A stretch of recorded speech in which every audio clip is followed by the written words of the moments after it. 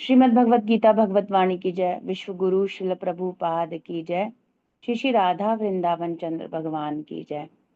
ओम नमो भगवते नरसिंहाय। नमस्ते जस्ते जसे आविराविर्भव। वज्रनख वज्रदंश कर्माशयान रंधय रंधय तमो ग्रस ग्रस ओम स्वाहा। अभयमभयमात्मनि भूयिष्ठ ओम श्रौं।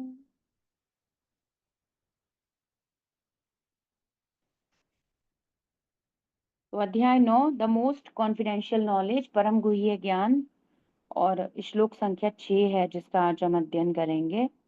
तो भगवान अपने योग ऐश्वर्य को बता रहे हैं। तो प्रथम और द्वितीय श्लोक में भगवान ने कहा कि मैं वो तुम्हें राज विद्या राज गुह्यम, है ना, क्योंकि तुम्हारी अनसूयवे ये क्वालिटीज हैं और तुम योग्य अधिकारी व्यक्ति हो। मैं तुम्हें दूंगा जो हर प्रकार के इस भौतिक अस्तित्व की अशुभता, ये भौतिक अस्तित्व ही अशुभ है, इससे बाहर निकाल देगा। पर फिर भी लोग जो अश्रद्धाना पुरुषा होते हैं वो इसमें भी विश्वास नहीं रखते, वो सुसुखम मार्ग को भी स्वीकार करते नहीं है। फिर भगवान बोलते हैं कैसे उनकी श्रद्धा डेवलप की जाएगी, क्या करा जाए। तो भगवान कह रहे हैं मेरे योग ऐश्वर्य के बारे में जो सुनेंगे, श्रद्धा ही नहीं है तो भगवान की दिव्य लीलाओं का तो कुछ अर्थ ही नहीं है। भगवान अपने ये जो ऐश्वर्य है, कैसे संसार का ये सृष्टि करते हैं, पालन करते हैं, संहार करते हैं, ऐसा कुछ सुनेंगे समझेंगे तो भगवान की महानता से, भगवान का ऐसा ऐश्वर्य, आज हम सुबह श्रीमद् भागवतम में भी यही देख रहे थे। तो ऐसा पश्चिम में योगम ऐश्वर्यम देख करके उनके हृदय में श्री कृष्ण के प्रति आकर्षण होना चाहिए। होगा ही, किसी की भी सुंदर क्वालिटीज के बारे में सुनते हैं तो आकर्षण होता ही है। सुनेंगे जानेंगे तो व्यक्ति से लगाव और आकर्षण होता है। बिना जाने बिना सुने बिना मिले ऐसा कभी हो ही नहीं सकता। तो कह रहे हैं, फिर भगवान ने आगे बताया ये सारा जगत किस प्रकार से मेरे में मैंने धारण कर रखा है, सब कुछ कैसे मुझ में स्थित है और इन सब से फिर भी मैं अलग हूँ, और ये मुझ में है भी और मुझ में नहीं भी है ना। मैं यहाँ पर उपस्थित भी हूँ और यहाँ पर उपस्थित भी नहीं हूँ। दोनों पॉइंट ऑफ व्यू से शिला प्रभुपाद जी ने इसे बताया, हमने समझा। योगम ऐश्वर्यम, अचिंत्य योग ऐश्वर्य है श्री कृष्ण का, अचिंत्य भेदा भेद इस प्रकार से, है ना। चैतन्य महाप्रभु भी दिए, अचिंत्य शक्ति है। अचिंत्य मतलब चिंतन से परे, तो समझने की तो बात ही नहीं की जा सकती। इसीलिए शिला प्रभुपाद कंक्लूड करते हैं श्री कृष्ण को श्री कृष्ण की कृपा से केवल समझा जा सकता है, या भगवान के प्रामाणिक प्रतिनिधि की कृपा से समझा जा सकता है। तो जिस प्रकार से हम अपनी भक्ति के लिए प्रयासरत रहेंगे उसी प्रकार से प्योरीफाई होंगे, उसी प्रकार से हमारे इन छोटे छोटे प्रयासों को देखकर श्री कृष्ण प्रसन्न होंगे और वे कृपा करेंगे और हम उन्हें उतना ज्यादा समझ पाएंगे। तो बेसिक सिद्धांत है कृष्ण भावना अमृत, ये फिलॉसफी का बेसिक कंसेप्ट है। तो छठे श्लोक में भगवान क्या बता रहे हैं, तो भगवान ने जो बताया, मैं क्या, yet everything that is created does not rest in me. Behold my mystic opulence, although I am the maintainer of all living entities, and although I am everywhere, still myself is very source of creation. तो ये कैसे है कृष्णा, कोई उदाहरण दीजिए ना। How can I understand, सब कुछ है भी, सब कुछ आपसे, आप हैं भी आप नहीं भी हैं, प्रत्यक्ष रूप से कैसे है ये सब कुछ, सब कुछ आप में स्थित है भी, सब कुछ आपसे अलग भी है, कैसे है। तो भगवान एक सुंदर उदाहरण दे रहे हैं। उदाहरण से टॉपिक समझ में आता है ना। भगवत गीता भागवतम जैसे एक बिल्कुल हमारे लिए अनजान, क्योंकि हम वही जन्म मृत्यु जरा व्याधि में पड़े हुए लोग, तो हमारे लिए शब्द भी शुरू शुरू में तो शब्द भी समझ में नहीं आते, क्या होता है ये साक्षात्कार, आत्मा कौन है यही समझ में नहीं आएगा। ऐसी डिफिकल्ट चीजों को समझने के लिए भगवान स्वयं ही जानते हैं, तो भगवान उदाहरण से ही बता रहे हैं। तो बेसिकली श्रीमद् भागवतम में कहा गया है जो वक्ता होता है भगवत तत्व या भक्ति के विज्ञान के बारे में, यदि कोई वक्ता है तो उसकी क्वालिटी होनी चाहिए। क्या क्वालिटी है, जो कि एक्सट्रीमली आप देखोगे अद्भुत तरीके से शिला प्रभुपाद में है। क्या होना चाहिए, जो भगवान के प्रवचन कर रहे हैं या कीर्तन करते हैं, कीर्तन मतलब कीर्तन भगवान की ग्लोरीज को, transcendental glories about Shrimad Bhagavatam preach कर रहे हैं, तो वहां पर क्या बता रहे हैं। सूत गोस्वामी और शौनक ऋषि के बीच में कन्वर्सेशन में आता है। तो कहते हैं कि उसको इतना व्यवहारिक तरीके से चीजों को, क्योंकि वो लोग उस अवस्था से सुन रहे हैं और जीवों के कल्याण के लिए ये श्रीमद् भागवतम दिया गया है, तो उनको उस तरीके से रखना और प्रस्तुत करना चाहिए कि वे समझ सकें। तो कुछ उदाहरण वक्ता भागवत को समझाने के लिए प्रैक्टिकल तरीके से ऐड कर सकते हैं, पर बात का अर्थ का अनर्थ ना हो जाए। परंपरा में वो जो ज्ञान है वो एज इट इज रहे, और उसको समझाने के तरीके लोगों के, अब कलयुग के जो लोग हैं उनको समझाने के लिए कुछ इस प्रकार से मटेरियल वर्ड के उदाहरण लेकर के बताना पड़ता है। तो श्री कृष्ण परम एकदम एब्सोल्यूट स्पीकर हैं, वे ट्रांसेंडेंटल नॉलेज को बोल रहे हैं और इतने एब्सोल्यूट तरीके से बोल रहे हैं विद एग्जांपल्स, तो सो इजी कि आप समझ सको, कि हम लोग कुछ समझ सकें कैसे है सब कुछ। तो कह रहे हैं यथाकाश स्थितो नित्यं वायु सर्वत्र गो महान, तथा सर्वाणि भूतानि मतिस्थानीत्युपधारय। शब्दार्थ अनुवाद तात्पर्य श्रील प्रभुपाद जी के द्वारा। विश्व गुरु श्रील प्रभुपाद की जय। तो क्या कह रहे हैं परम भगवान, यथा आकाश स्थितः नित्यम, आकाश में क्या स्थित रहता है, नित्यम, हमेशा ही आकाश में क्या रहता है, सदैव देखने को प्राप्त होता है, मतलब महसूस होती है। वायु सर्वत्र गहा, सभी जगह बहने वाली महान वो जो वायु है वो किसमें स्थित रहती है, तो सब कुछ किससे कवर्ड है, आकाश, और इसी आकाश के नीचे क्या रहती है, वायु। तो वायु किसके अधीन है, आकाश के। ऐसे ही है सब कुछ।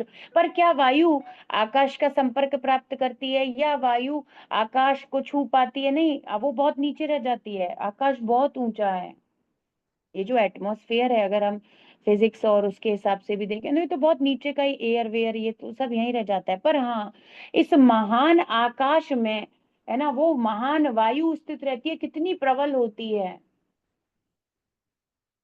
उसी प्रकार सारे प्राणी मुझ में स्थित रहते हैं। सर्वाणि भूतानि, जितने भी जीव हैं, भूतानि आपको पता है, ये पंच महाभूत भी भूतानि होते हैं, और भूत होते हैं मंच महाभूत भूत, और भूत भी भूत होते हैं, और यहाँ भूतानि जीवों को कह दे रहे हैं।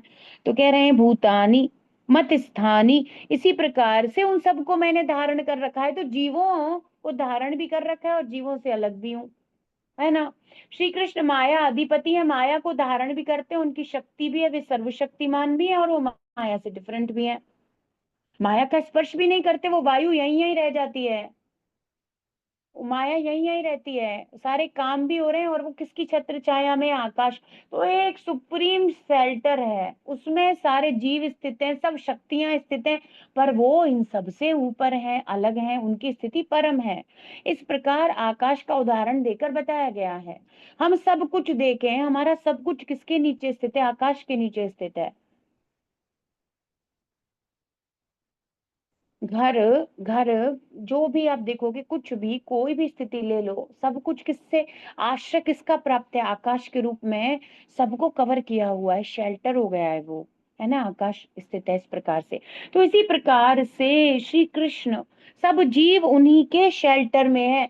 तो जब हम, अब देखो भागवतम में हमने पढ़ा था अभी, और वो थोड़ा डिफिकल्ट भी लग रहा था श्लोका, तो वहां ये था कि सब कुछ अपने हृदय आकाश में धारण कर लेते हैं।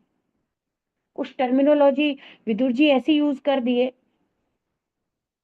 और वो वही बात हो रही थी, भगवान सब कुछ अपने अंदर धारण कर लेते हैं, तो उधर में समाहित कर लेते हैं, सब कुछ उन्हीं में स्थित रहता है, पर फिर भी अलग रहते हैं। अब कोई कहेगा अरे कुछ मुझ में स्थित है, मैंने कुछ पकड़ रखा है, तो कांटेक्ट होगा, नहीं, वो बिल्कुल अलग स्थिति है, मैटीरियल वर्ल्ड में ऐसा होता है। तो उनके तो बिना कांटेक्ट के ही सब हो रहा है ना, ये क्रिएशन कृष्णा ने कैसे करी, यदीक्षया और यदीक्षतः, उन्होंने दृष्टिपात किया, दृष्टिपात, नो कांटेक्ट, कोई कांटेक्ट ही नहीं हुआ, दृष्टि से देखा और ये प्रकृति को गर्भस्थ कर दिया जीवों से, काल शक्ति और ये सब का प्रवेश करा के Krishna created this whole world without touching even anything, even कुछ मूव भी नहीं करे, आंखों से ही सब हो गया।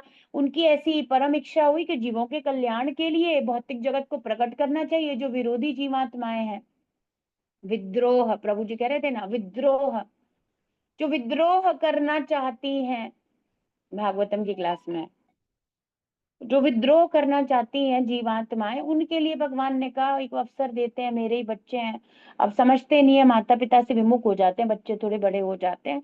तो ये व्यावहारिक उदाहरण है कि वो फिर अपने मन से करना चाहते हैं, तो थोड़े विद्रोही हो जाते हैं, पर माता पिता केयर करना छोड़ते हैं कि नहीं, अवसर देते रहते हैं। तो वो चाहे अलग रहने लगे, अब शादी हो गई, अपने अलग चले गए, अलग अलग सेपरेट हो गए, फिर भी वो कॉल करती रहेगी, याद दिलाती रहेगी कि है ना बेटा, याद आती है, या प्रेम करती हूँ, ऐसे ऐसे कृष्णा केयर करते हैं। तो इस संसार की सृष्टि करते हैं समझाने के लिए, पिता है तो थोड़ा सिखाना भी चाहते हैं, तो थोड़ा दुखालय हर्षाश्वतम भी है, सीखे समझे, कैसे भी मान जाए, प्यार से मान जाए, थोड़ा डांट के मान जाए, पर घर वापस आ जाए, बैक टू गॉडेड। फिर वो अपने जिनसे प्यार करते हैं, अपने प्रतिनिधि, उनको बोलते हैं जाकर मेरे बच्चों को लेकर आओ। ओ जब तक मुझे समझेंगे नहीं, जानेंगे नहीं, तो प्रभुपाद को बोले आप जाकर ये पुस्तकें दो ना भाई, कैसे समझेंगे। सब योगो नष्ट परंतपा सकाले ने हमता, सब नष्ट हो गया कालक्रम में। और फिर कलयुगी लोग तो अब प्रभुपाद की पुस्तकों के पीछे भी पड़े हुए हैं, पुस्तकों में परिवर्तन कर रहे हैं, पता नहीं छोड़ेंगे कि नहीं, कुछ आने वाले लोगों के लिए तो बड़ा ही रेयर हो जाएगा। अब उसमें भी पीछे पड़ गए हैं, बुक्स को चेंज कर दो, कुछ मत छोड़ो ओरिजिनल, यथारूप को बिल्कुल विकृत कर दो। ऐसा हो रहा है, पता नहीं कितने चेंजेस हैं भाई, सब चल रहा है ये सब। तो ये सब में भगवान दया करके परंपरा को अखंडित विखंडित होने से बचाने के लिए अपने प्रतिनिधि, अपनी कृष्ण कृपा मूर्ति शाक्त्यावेश स्थिति है ना, उनको भेजते हैं, अपनी शक्ति संपन्न करके भेजते हैं। Give books, give this transcendental literature. बहुत सारी चीजों में बहुत अंतर है, बहुत कुछ अलग अलग है, बहुत सारी चीजें हैं। अभी कुछ और हम टॉपिक को थोड़ा इधर उधर करेंगे तो हमारा श्लोका मिस हो जाएगा, तो पहले हम श्लोका ही लेंगे। जिस प्रकार सर्वत्र प्रवाहमान प्रबल वायु सदैव आकाश में स्थित रहती है, उसी प्रकार समस्त उत्पन्न प्राणियों को मुझ में स्थित जानो अर्जुन, है ना। समझो सब कुछ किसने धारण कर रखा है। अरे एक बात बताइए, कोई आधार होता है ना, आधार, हर चीज का एक आधार बेस होता है ना, है ना। जैसे टेबल पे बुक रखी है, तो बुक क्या, बुक का आधार क्या है, वो टेबल। अगर टेबल हटा दी जाए तो बुक नीचे गिर जाएगी, तो उस पर स्थित है। ऐसे ही श्री कृष्ण ने सब कुछ धारण किया हुआ है, उनकी शक्ति उन पर स्थित है, तो स्थित है। तो ये लोग जो ग्रेविटेशनल कह रहे हैं, वो भगवान शंकरशन श्री कृष्ण ही है, एक्सपेंशन है उनका, बलराम जी का। उसको ये ग्रेविटेशनल, उनकी एनर्जी से ये सब जो ब्रह्मांड हवा में तैर रहे हैं, सब जो आप गुरुत्वाकर्षण देख रहे हो, जो कुछ भी देख रहे हो, ये सब कुछ पॉसिबल हो पा रहा है, सब श्री कृष्ण भगवान का ही अरेंजमेंट है, कृष्णा का ही सब अरेंजमेंट है। तो वो बच्चों की केयर करते हैं, तो वो समझाना भी चाहते हैं कि ये समझ लो, समझ लोगे तो तुम्हें कुछ याद आएगा। सो वी ऑलवेज क्या है, कृष्णा कॉन्शियसनेस कोई आर्टिफिशियल है क्या। प्रभुपाद क्या कहते हैं मोस्टली अपने हर लेक्चर, आपने जितनी भी जगह कृष्णा कॉन्शियसनेस सुना होगा, प्रभुपाद से क्या कहते हैं, it is not a artificial process. क्या कहते हैं Srila Prabhupada, hmm, it is our original consciousness. हम भूल गए हैं, कुछ नया आपको नहीं दे रहे हैं भक्ति के रूप में, जो भूल गए हो उसको याद दिलाया जा रहा है केवल। हरे कृष्णा करने से मेमोरी वापस आ जाएगी, मत्ता स्मृतिर ज्ञानम अपोहनम च, so you will remember Krishna.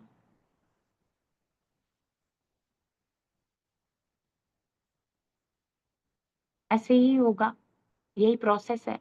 So we are reviving our original consciousness, we are not putting anything artificially, कुछ भी आर्टिफिशियल नहीं हो रहा है।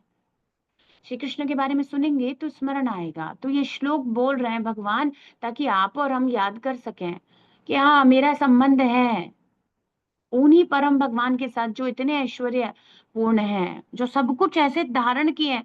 मेरे जीवन का अस्तित्व कृष्ण पर ही टिका हुआ है ना, ऐसे समझ में आएगा। तो कह रहे हैं, as the mighty wind blowing everywhere always rest in the ethereal space, know that in the same manner all beings rest in me। तो कैसे योगम ऐश्वर्यम है, ऐसे ही है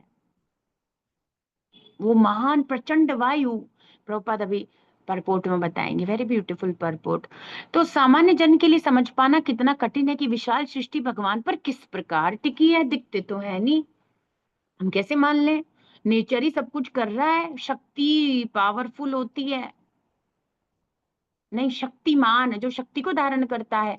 तो बहुत से लोग केवल एनर्जी के कंसेप्ट तक ही समझना चाहते हैं, ब्रह्म ज्योति होती है, एक शक्ति होती है, शक्ति असीमित होती है, बस इतना ही जानना चाहते हैं। वो ये नहीं समझना चाहते शक्ति शक्तिमान से होती है, यदि शक्तिमान नहीं है तो शक्ति का अस्तित्व नहीं है। तो ऐसे लोगों को समझाने के लिए कैसे ये सब कुछ श्री कृष्ण ने धारण कर रखा है, तुम्हारा नेचर के लॉ बनाने वाले हैं कौन आखिर?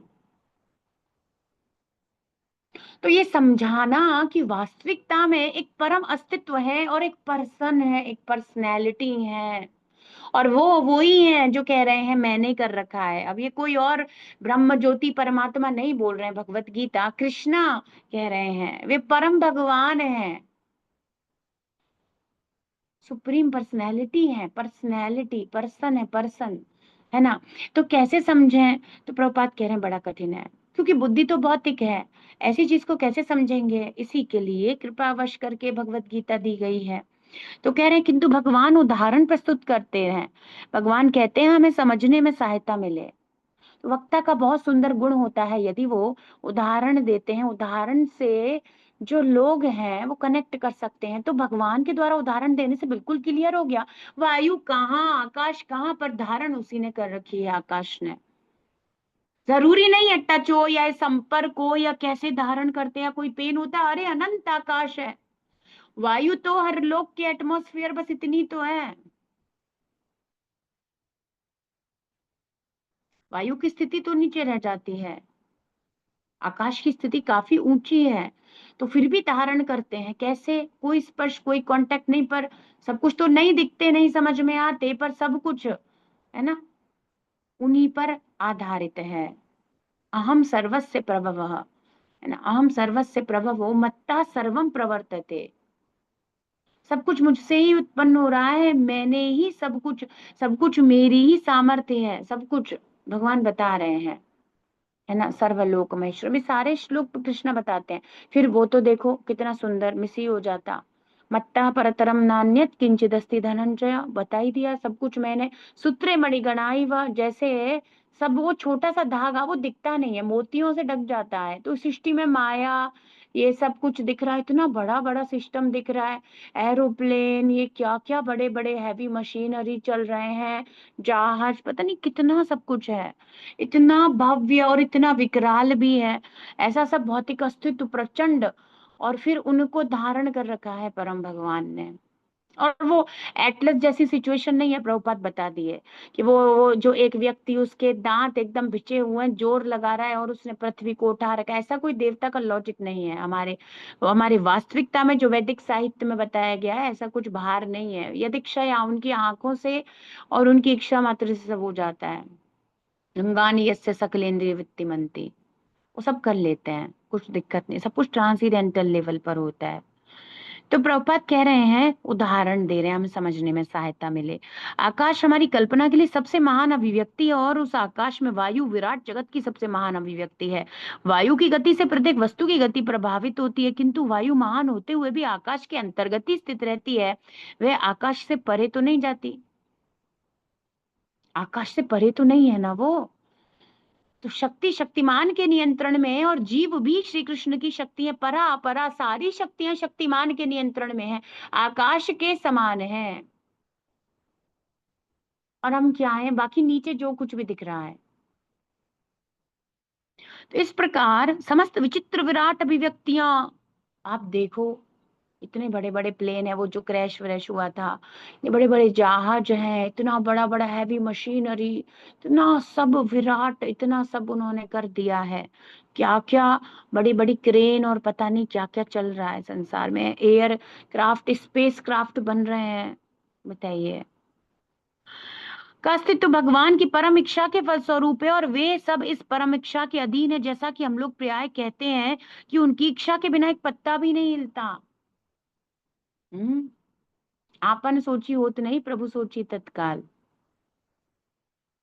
श्री कृष्ण चाहे तो कुछ भी संभव है, और जीव तो फिर सोचता ही रहे। उनकी इच्छा के बिना, उनकी परमिशन के बिना कुछ नहीं होता। हालांकि वो जीव की इच्छा के अनुसार उसकी योग्यता या उसके बैंक बैलेंस, पुण्य और पाप के बैंक बैलेंस, उसको देखते हुए परमिशन दे देते हैं। बहुत जिद्दी बच्चा है, क्या करें, अब ये पिट कर ही मानेगा।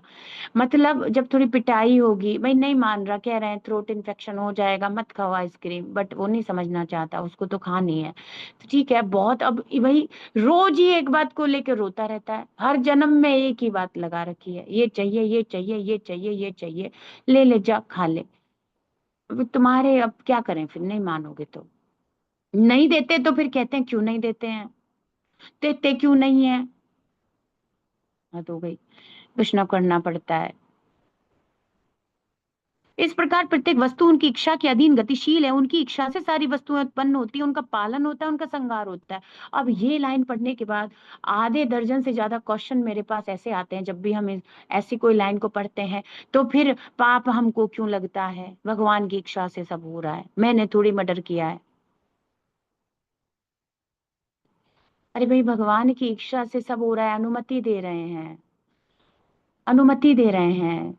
वो आपको अलाउ कर रहे हैं, इच्छा आपकी बेसिक वो है जो गलत है, तो वो पाप कर्म की इच्छा, उसका फल भी पाप होगा। आपकी जिद और आपकी बार बार किए जाने वाली मांग के कारण वो अलाउ कर दे रहे हैं। पर बुद्धि तो दे भी रहे हैं ना, बुद्धि तो दिए, क्या सही है गलत धर्म शास्त्र दिए हैं। विकर्म कर रहे हो तो उसका दोष श्री कृष्ण को क्यों लगेगा। भाई पिताजी ने तो 10 रुपए दिए थे, चिंकू मिंकू दो बच्चे, और पिताजी ने कहा बेटा, है ना, समोसा खा लेना, कुछ तुम्हारा मन करे, भूख लगे कुछ खा लेना। ठीक है, अभी एक बच्चे ने तो उससे समोसा खा लिया, भूख लगे जैसे, ठीक है, और दूसरे ने सिगरेट पिया, पिताजी की गलती है? नहीं, चॉइस है ना।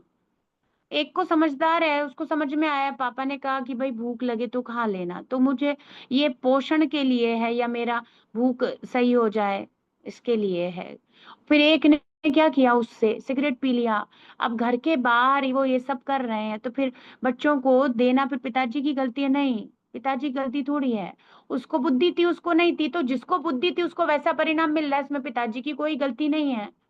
सिगरेट पी रहा उस प्रकार के परिणाम मिलेंगे, और जो कह रहा है कि हाँ भोजन कर लेना, तो भोजन कर लिया तो उस प्रकार का परिणाम मिलेगा, वो उन बच्चों को ही तो भोगना पड़ेगा। और पिताजी तो समझा बुझा के भगवत गीता देके बोल रहे हैं, सिखा रहे हैं, पढ़ा रहे हैं, बच्चे बाहर जाके कुछ गलत काम करते हैं। अब माता पिता फोन दे देते हैं, बच्चे उससे कुछ गलत कार्य करें, तो फिर उन माता पिता को, अब ये सारी चीजें तो फिर चॉइस वाली है ना। और फिर जब हो कि माता पिता ने बताया भी ना हो, तो भगवान तो, है ना, बार बार, बार बार, यदा यदा ही धर्मस्य ग्लानिर्भवति भारत, जब जब धर्म, जब जब धर्म की ग्लानि होती है, धर्म की स्थापना शास्त्र के द्वारा स्वयं अवतरीकृत होकर अपने भक्तों के द्वारा, कलयुग तक में भगवान, अब देखो कितनी बार, अभी श्री कृष्ण, फिर भगवान श्रीमन चैतन्य महाप्रभु, फिर हरे कृष्ण महामंत्र, और शिला प्रभुपाद, मतलब अब देखो कब नहीं हो रहे हैं, आए ही जा रहे हैं। तो ऐसा तो नहीं है पिताजी ने सिखाया नहीं, बताया नहीं, सब कुछ अवेलेबल है, बाकी बच्चे कैसे चल रहे हैं। अब जो शैतान बच्चे वो नहीं मानते, तो फिर अब वो सिगरेट पी रहे हैं, परिणाम उनके किए हुए पाप कर्म का उनको देना पड़ेगा, तो इसमें पिताजी को थोड़ी कोई दिक्कत है। पिताजी अपनी जिम्मेदारी भी पूरी कर रहे हैं, सब कुछ कर रहे हैं। तो भाई भगवान की इच्छा के बिना पत्ती भी नहीं हिलती, बात तो सही है। अगर सैंक्शनिंग नहीं करेंगे तो नहीं होगा।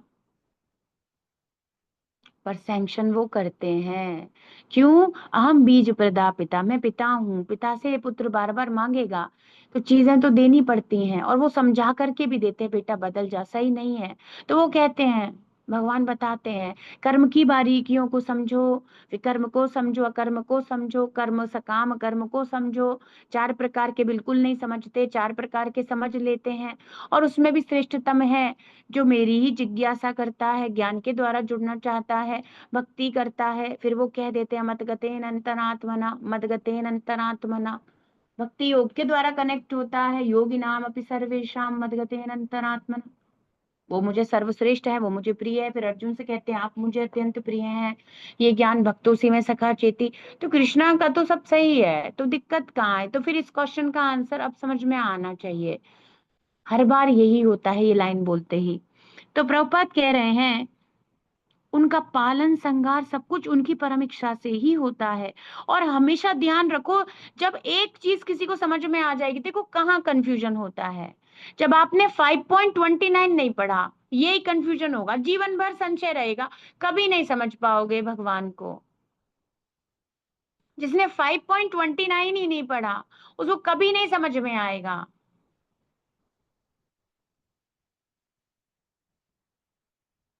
क्या है? सुहृदम सर्वभूतानाम, योर एवर वेल विशर, हमेशा अच्छा चाहते हैं। तो सृष्टि कर रहे हैं तो भी अच्छे के लिए कर रहे हैं, पालन कर रहे हैं तो भी अच्छे के लिए कर रहे हैं, और संहार कर रहे हैं तो भी अच्छे के लिए कर रहे हैं। कृष्ण जो करते हैं वह श्रेष्ठतम है मेरे लिए। जिस दिन हमें ये समझ में आ जाएगा तो ज्ञात्वा माम शांति मृच्छति, हम शांति में स्थित हो जाएंगे। कृष्ण ने किया है मेरे लिए सबसे एब्सोल्यूट परफेक्शन, यही है, चाहे एक्सीडेंट हो गया मेरा, ये अनन्यता है।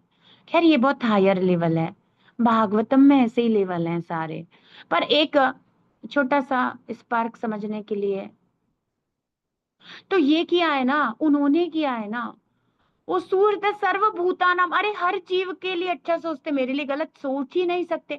ऐसा दृढ़ विश्वास, कृष्ण मेरे साथ कभी कुछ गलत करी, उनका अलग ही स्वभाव है, वे ऐसे हैं ही नहीं ना, वे ऐसा क्यों करेंगे?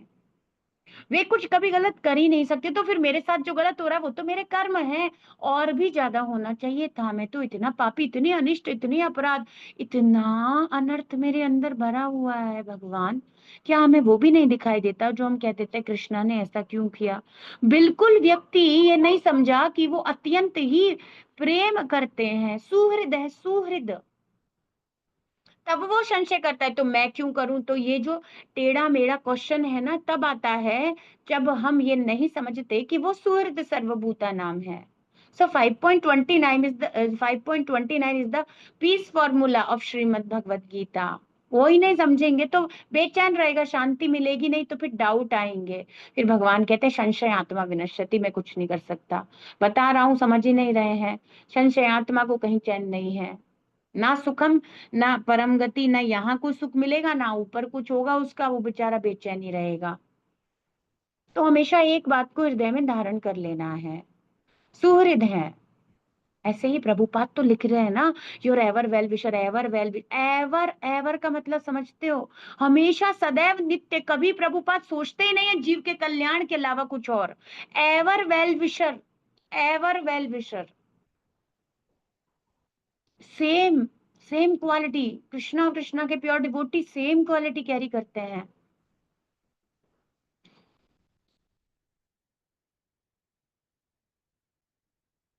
तो फिर संशय आता ही नहीं है, तो फिर समझ में आ जाता है। इसीलिए भगवत गीता को अच्छे से पढ़ना चाहिए, है ना? तभी तो डाउट नहीं होता, तो फिर ऐसा, तो फिर वैसा। तो जब आपको पता चलेगा भगवान तो प्रेम ही करते हैं, फिर ना हमें बहुत सारी टॉलरेंस पावर आ जाएगी। फिर कुछ भी होगा ना, तो सबसे पहले क्या होगा? अपनी गलती दिखाई देगी, ब्लेमिंग नहीं होगा। Blaming attitude is not good. Blaming खत्म हो जाएगी। ब्लेमिंग क्यों करनी है? मेरी ही कर्म है, उनको भोग रहा हूँ। और ज्यादा मिलना चाहिए था प्रभु, मेरे तो अभी भी विचार इतने दूषित हैं, ये तो छोटा मोटा से। तो फिर ये तो नहीं प्रभु, बहुत ज्यादा ही दंड, आप तो इतने दयालु हैं, दंडित करते भी नहीं। होना तो कुछ और ही चाहिए था, बट आपने तो बहुत ही छोटा कण मात्र कर दिया, केवल सिखाने के लिए, उदाहरण देने के लिए। फिर ऐसे समझ में बैठता है, तो चेंज हो जाता है। डिवोशन में एटीट्यूड चेंज है, एटीट्यूड का ही सारा खेल है। सर्विस एटीट्यूड डेवलप करना है, सरेंडर एटीट्यूड डेवलप करना है, एकदम कृष्ण पर दृढ़ विश्वास, एकदम डिटर्मिनेशन डेवलप करना है, ये सब करना है। तो प्रभुपाद कह रहे हैं इतने पर भी प्रत्येक वस्तु से उसी तरह अलग रहते हैं। वायु के कार्यों से आकाश अलग रहता है, कोई कांटेक्ट नहीं है दूर दूर तक, फिर भी वो किसी कार्य में लिप्त नहीं होते। तो वो कह ही रहे हैं, ये तो पहले से ही कहते आने, नमाम कर्माणि लिम्पन्ति, मैं होता ही नहीं हूँ। तो उपनिषदों में कहा गया है,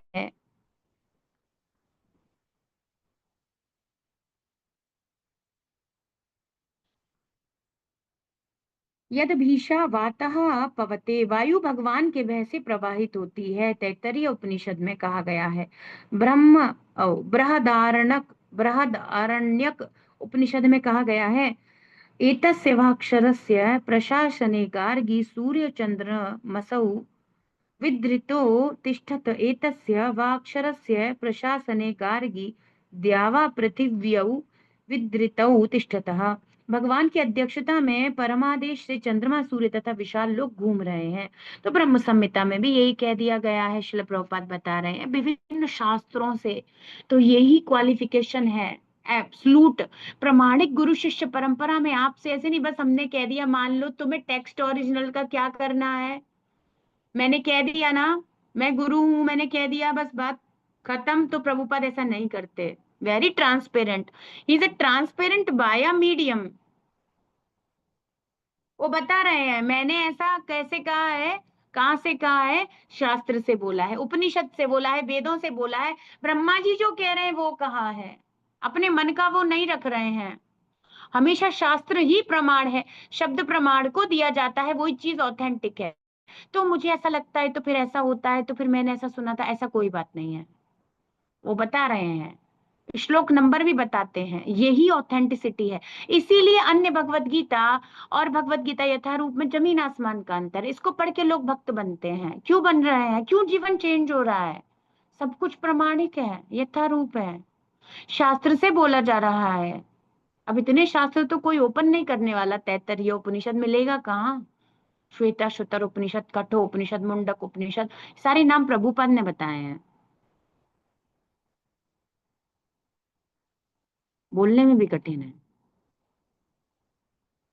तो फिर क्या कह रहे हैं, यच्चक्षुरेश सविता सकल ग्रहाणाम, राजा समस्त सुरमूर्तिरशेष तेजाः, यस्याज्ञया भ्रमति संभृत काल चक्रो, गोविंदमादि पुरुषम तमहं भजामि। क्या, सविता मतलब सूर्य। तो क्या क्या गया है, यत चक्षु रेश सविता सकला ग्रहाणाम, वो जो सूर्य है सविता, वो जो सूर्य है ना, उनके नेत्रों के समान है, उनके नेत्रों के समान है इस भौतिक जगत में। और सूर्य का जो प्रकाश है पूरे ब्रह्मांड को प्रकाशित करता है। और उसमें कैसी शक्ति, प्रभुपाद कह रहे हैं सूर्य की गति का भी वर्णन है, और इसमें ताप तथा प्रकाश फैलाने का अपार शक्ति है। तो यह गोविंद की परम इच्छा से आदेश के अनुसार अपनी कक्षा में घूमता रहता है। किसके नियंत्रण में है ये सूर्य। और एक तरीके से देखा जाए तो ब्रह्मांड का अस्तित्व सूर्य पर स्थित है। अगर देखो आप, सूर्य ना हो तो कुछ भी संभव नहीं है, जीवन नहीं धारण हो सकता, कुछ नहीं होगा। सूर्य के बिना तो कुछ भी संभव नहीं है। चंद्रमा का अस्तित्व सूर्य पर है, पृथ्वी का अस्तित्व, जितने सब कुछ देख रहे हो ऊपर और नीचे, कितने भी लोग हो, 14 है बेसिकली, उनमें कितनी भी जीव, कितनी भी स्थितियां हो, सूर्य के बिना देह धारण करना पॉसिबल नहीं है। जो कुछ भी फंक्शनिंग हो रही है सूर्य के द्वारा हो रही है। और वो किसके नियंत्रण में है, परम भगवान के नियंत्रण में, गोविंदम आदि पुरुषम, उनके नियंत्रण में सूर्य भी है। तो जिसको तो कई बार सूर्य नारायण कह दिया जाता है, कई बार सूर्य को ब्रह्म कह दिया जाता है, क्योंकि वे इतने सर्वशक्तिमान है। और ये शक्ति आ कहां से रही है, कृष्णा से। और वो भी हमने क्या पढ़ा था, आपको याद है, श्रीमद् भागवतम सेकंड कैंटो, कृष्णा की ब्रह्म ज्योति से यस्य प्रभा प्रभवते, वहां पर बताया था उनके जो शारीरिक अंग की कांति है ब्रह्म ज्योति, उससे सूर्य को रोशनी मिलती है, डायरेक्ट भी नहीं है। डायरेक्ट तो श्री कृष्ण के तो फिर तो करोड़ों अरबों खरबों सूर्य उनकी नख द्युति के, अग्रभाग के नख के द्युति के बराबर भी नहीं कुछ है। तो ब्रह्म ज्योति से करोड़ों ब्रह्मांडों के, अरबों खरबों ब्रह्मांडों के, खरबों अरबों सूर्य चल रहे हैं। एक ब्रह्मांड में एक ही सूर्य होता है। तो उसकी गति, उसका नियंत्रण, उसका अपार प्रकाश, ये सब कुछ, और जीवन देने की क्षमता, ये सब कुछ कैसे है, श्री कृष्ण के द्वारा है। उनकी शक्ति है वह सूर्य, और उनकी शक्ति के द्वारा वह नियंत्रित भी हो रहा है। यही समझा रहे हैं शिल प्रभुपाद। तो कह रहे हैं ऐसी अपार अपार स्थितियां भी, वो सब भगवान के नियंत्रण में है, उन सब से अलग भी हैं, और उन वो सब उन्हीं का है और उन्हीं से है और उन्हीं पे आधारित है और उनके नियंत्रण में भी है और अलग भी है। ऐसे है योगम ऐश्वर्यम। तो कह रहे हैं हमें वैदिक साहित्य से इसके प्रमाण प्राप्त हैं कि विचित्र तथा विशाल लगने वाले भौतिक सृष्टि पूरी तरह श्री कृष्ण के नियंत्रण में है। इसकी व्याख्या इसी अध्याय के अगले श्लोकों में भी की जाएगी, तो भगवान बताएंगे आगे भी। तो प्रभुपाद ये बताना चाहते हैं कि वह जो सूर्य है सारे ग्रहों का अधिपति है, सबका नियंता है, अधिष्ठाता है, मतलब बेसिकली सब कुछ नियंत्रित कर रखा है उसने।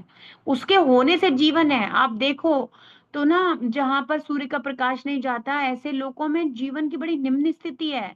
कुछ बैक्टीरिया फंगस के अलावा मतलब वहां लाइफ ज्यादा पॉसिबल नहीं है। और बहुत ही विषम परिस्थितियां, बर्फ जमी रहती है, नॉर्थ पोल साउथ पोल ये सब जमा रहेगा। विदाउट सूर्य पृथ्वी पे देख लो कितनी खराब स्थिति है।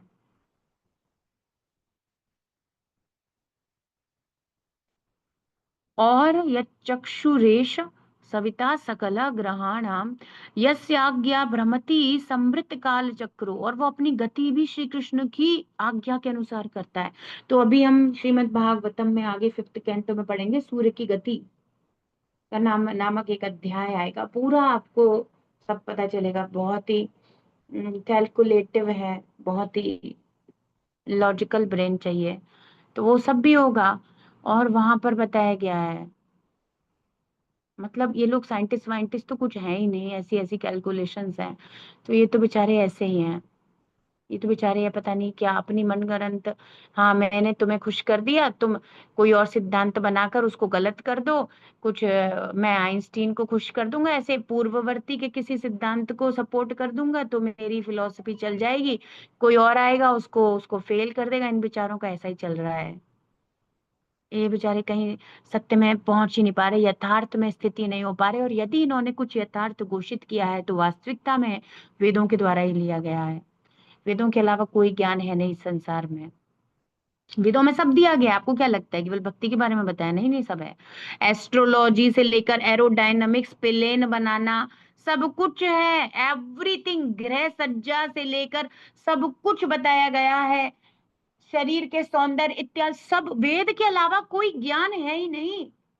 सब जो वेद व्यास जी ने दिया है हर चीज का एक्सप्लेनेशन है। एवरीथिंग इज एवरी विद्या। आपको क्या लगता है? सब कुछ वेद में है। वेद ने सब कुछ, सारी नॉलेज, अर्थशास्त्र और पता नहीं क्या क्या, जो कुछ भी आप देख रहे हो ना, सब वेद से आया है। और ये बेवकूफ कह रहे हैं हम खोजेंगे। सब कुछ तो तुम्हें मिल रहा है ना, वो सब कुछ वेद से आया है। तुम क्या खोजोगे? पहले से ही खोजा जा चुका है वो। कृष्णा उसको दे दिए हैं। मुझे लगता है हर टॉपिक दिया हुआ है। सब, everything is explained there. Embryology, science, anatomy, everything is there. Ayurveda वहीं से तो एक उसका भाग, एक शास्त्र वहीं से तो बना है, वो वेदों का ही है। और उसमें आयुर्विज्ञान इत्यादि, जिसमें सर्जरी तक परफॉर्म करना। और ये कहते हैं आज हम हार्ट ट्रांसप्लांट कर रहे हैं, अरे तुमसे पहले ही होने लगे ये सब तो। ये तो पूर्व काल से ही चले आ रहे हैं। शिव जी ने हेड ट्रांसप्लांट कर दिया, तुम हेड की तो कल्पना भी नहीं कर सकते। हाँ, सब शल्य चिकित्सा सर्जरी तो, वो तो हेड ट्रांसप्लांट हो गए वहां तो। गणेश जी का वो हेड चेंज कर दिया। ये हार्ट की बात कर रहे हैं। They can not even imagine head कैसे चेंज होता है आफ्टर कटिंग इवन। इनको नींद नहीं आएगी रात में। तो इवन कैन नॉट इमेजिन। सो ऐसी ऐसी विकट, ऐसी अद्भुत शक्ति वाले परम भगवान, तो भगवान स्वयं भी कह रहे हैं श्रीमद् भागवतम में। Very beautiful shlokas are there in Shrimad Bhagavatam. तो कृष्णा कहते हैं क्या होता है, यद भयाद वाति वातोयम सूर्यस्तपति यद भयात, यद भयात वर्षते देवो भगणो भाति यद भयात। जिसके भय से, मतलब मेरे भय से, परमेश्वर के भय से कह रहे हैं। क्या होता है, वायु बहती है, रुकती नहीं है। वायुदेव रुकते नहीं है, वायुदेव का काम है बहना। ये कैन नॉट स्टॉप, वो रुकेंगे नहीं। क्यों? क्योंकि कृष्णा ने उनको ये कार्य दिया है। तो श्री कृष्ण के भय से वायु प्रवाहित होती है। और सूर्य तपति यद भयात, ये सूर्य का प्रकाश, उसका चमकना, उसका तेज, उसकी अग्नि, उसका ये सब प्रचंडता किसके भय से हो रहा है? श्री कृष्ण के भय से। उसको कार्य दिया गया है, अपनी ड्यूटी कंप्लीट करनी है उनको, उनके भय से ये सब कुछ नॉर्मल फंक्शनिंग हो रहा है। मेटीरियल वर्ल्ड, आप सोचो नॉन लिविंग चीज पे कैसे कोई नियंत्रण कर सकेंगे? मतलब डेड मैटर है, how can you control dead matter? मतलब कुछ कुछ स्थिति होनी चाहिए, और वो सब कुछ नियंत्रित कर रहे हैं अपनी शक्ति से। सब बॉडीज, ग्रह, पर्वत, पहाड़, पेड़, झरने, सबको मूव करवा रहे हैं। और यद यद भयात वर्षते देवा, वर्षा का देवता इंद्र भी डर के मारे वर्षा करता है, उनके भय के कारण वो टाइम से चलते हैं। फिर वो गोवर्धन वाला इंसिडेंस हुआ ना, तो बढ़िया है इंद्रदेव, अभी परफेक्शन है एकदम। तो कह रहे हैं भगणो भांति यद भयात, नक्षत्र इत्यादि, तारे टिमटिमाना, विभिन्न प्रकार के ग्रह नक्षत्रों के संयोग बनना, सब कुछ उनके भय से सुचारू रूप से हो रहा है। उनके भय से नदियां बहती हैं, सागर कभी भरकर अपनी सीमा को लांघता नहीं है, उनके डर के मारे लिमिट में रहता है सागर। उनके भय से अग्नि जलती है, नहीं प्रकट हो अग्नि, अब वो घिसते ही रहो, नहीं प्रकट हो रही, नहीं प्रकट हो रही भाई। ये तो ये साइंटिस्ट कह रहे हैं कि घिसने से हो जाएगी, नहीं हो रही, नहीं हो रही, अग्निदेव है वो, नहीं प्रकट हो रहे। अब लोगों को यही तो पता नहीं है कि पर्सनैलिटी है, वो एक पर्सन है, पर्सन नहीं हो रहे, तुम्हारी हमारी मर्जी नहीं आ रहे। बट बिकॉज कृष्णा सेड यद भयात, कृष्णा के भय से अग्नि प्रकट होती है, प्रज्वलित होती है, भय नियंत्रण से चल रहा है। अब वैज्ञानिक मॉडर्न सो कॉल्ड लोगों के लिए यही समझना कठिन है कि अग्निदेव एक पर्सनैलिटी है। अग्नि का भी कोई रूप हो सकता है? निर्विशेषवादी वाले तो बेचारे भाग जाएंगे, ओ उसका तो रूप ही नहीं हो सकता, वो अग्नि एक देव है। They can not understand, even demigods की स्थिति नहीं समझ रहे, how can they understand supreme personality of God?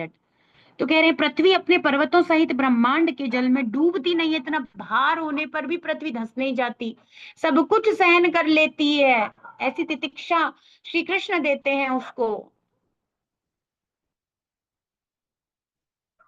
भगवान के ही भय से वृक्ष, लताएं, जड़ी बूटियां, मौसमी पौधे, फूल अपनी अपनी ऋतुओं में फलते फूलते हैं, सब समय से हो रहा है।